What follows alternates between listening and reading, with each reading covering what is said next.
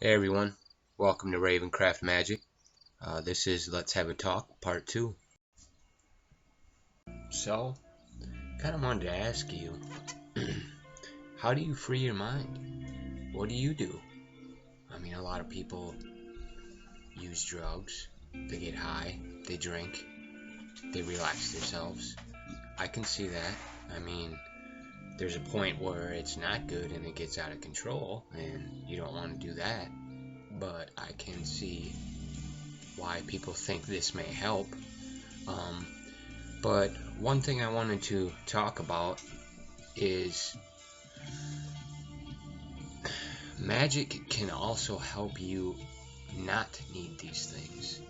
Um, it can help you, you know, not need to get high or not need to have something. It can help you break those bad habits or, things you don't need. It can help you reach those points.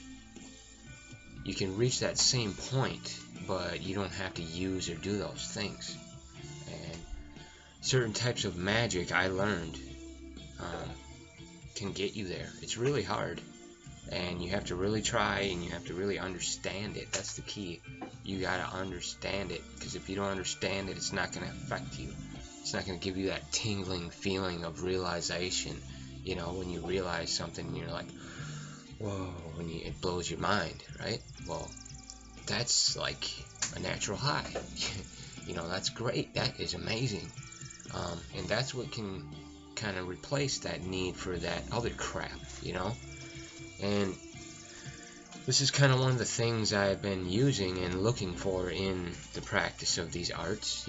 I have my own problems, and I have a lot of friends and family with these kind of problems. And, I was really hoping, or, I think there is a way to use magic and meditation and all this stuff that we're learning about to conquer these things, to break these bad habits, and to transform and become a better person, become a higher being, move to our next level.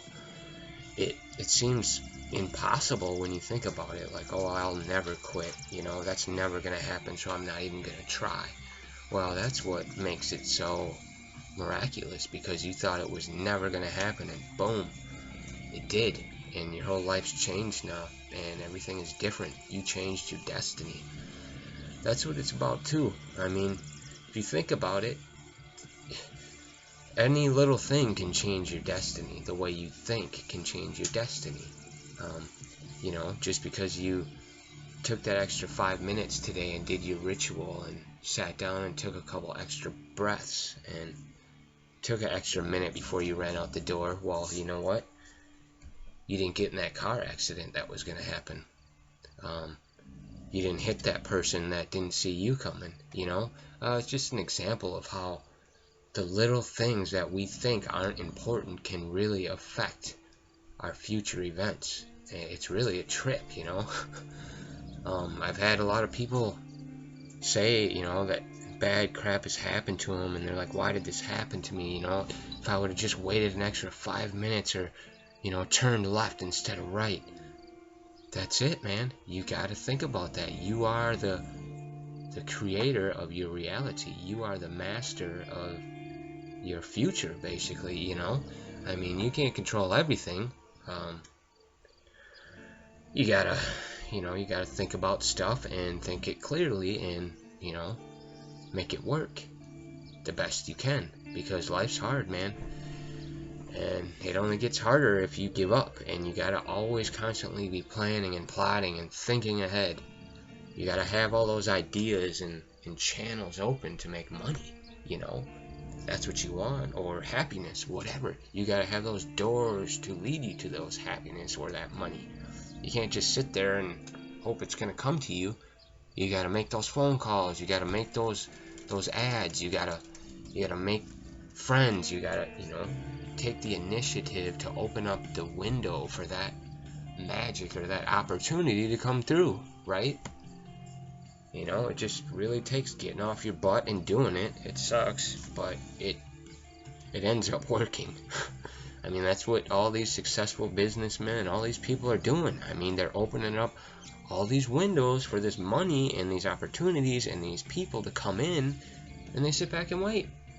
It took a bunch of work to get it all open, to get the doors lined up and open, but now all they gotta do is sit back and wait and sift through who they want to talk to and pick and choose what they want to deal with. They can pick and choose how much money they want. You know? You just gotta figure that out. And I mean, I haven't figured that out, obviously, but I'm working on it, and once I find that out, I will definitely explain it to you. But you know, on a more serious note, that's what self-transformation and this magic is about. Change yourself, man. Change the way you think. Take that extra 5 minutes to take that extra time to do your job better. You know, everyone seems like they're in such a hurry to get everywhere these days, and it's like, you know, you gotta enjoy life. We're just rushing through it. You gotta stop and enjoy it, because that's all we got. You gotta be able to stop, sit back and step aside and look at yourself, because that's the key too. That's an ability you gain in magic. See, to stop everything and kind of step aside and look at the situation before you react to it. It's kind of a trip when you think about it, but it helps. You know, there's been a lot of times where I would normally flip out and say something I didn't mean, but since I've been practicing this and studying this, I did stop and I did think, hey, maybe I should not say this, maybe he's right, maybe I'm wrong, but that really doesn't matter. The matter is the outcome, and I'm not going to look like the fool. He is, because he's the one that's wrong. I mean, if that's the case. You know, that's the thing too. You can't always think you're right. You gotta always keep your mind open and analyze all the answers, because like we said before, the truth is really not the truth. It changes with discovery. I mean, you know, if you look at, you know, say a ball that's half red and half blue on one side, the guy on the other side is going to tell you that the ball's blue. Well, the guy on this side is going to tell you that the ball's red, and you know why? Because that's what he sees with his eyes. And he's not going to believe the other guy over there because he can see it in front of him. That's the truth. Well, you got to learn to kind of step back, walk around, stand next to him, see his view, see why he's saying this. Don't just automatically disagree, right? You got to analyze the reasons you're disputing. You know, if you don't know what you're fighting against or disputing against, how the hell do you know what you're talking about? And this is something I learned as well. And I just wanted to make a short sit-down talk again about this, and I'm sure we'll be talking a little more. So I'll talk to you a little bit later. Thanks.